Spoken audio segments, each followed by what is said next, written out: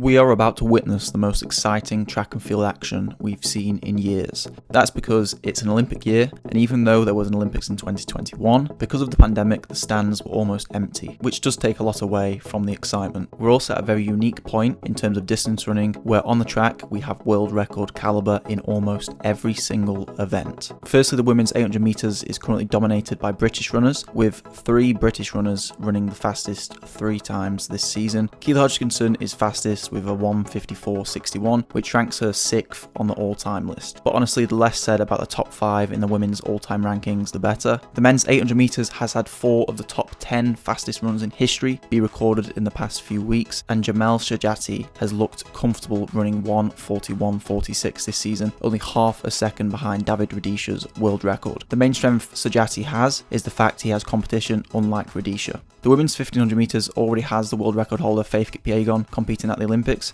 so there is obviously another chance for a world record. But there's also Good After Sege and Jessica Hull, who have both ran at 3:50 this season, so the 1st, 3rd and 5th fastest ever will be in the same race. Now onto the men's 1500 metres, Jakob Ingebrigtsens 3:26.73 puts him under a second away from the current 1500 metre world record, and with Josh Kerr looking to repeat what he did last year at the World Championships, it will take an extremely fast race to win the Olympic gold. Both Jakob and Kerr collectively have broken multiple world records and ran some of the fastest times in history across other distances over the past 12 months, and there's no opportunity like the Olympic final with the added stakes and adrenaline to break the 26-year-old world record. The women's 5000 metres is the same as the 1500 metres. The world record holder Good After Sege is in the race, and so is the previous world record holder Faith Kipyegon. So it's already the best 5000 metre field ever assembled. If Kipyegon manages to win the 1500 metre and 5000 metre double at this Olympics, she is undoubtedly the greatest middle distance runner in history. The men's 5000 metres will have world record holder Josh Kerr in the race,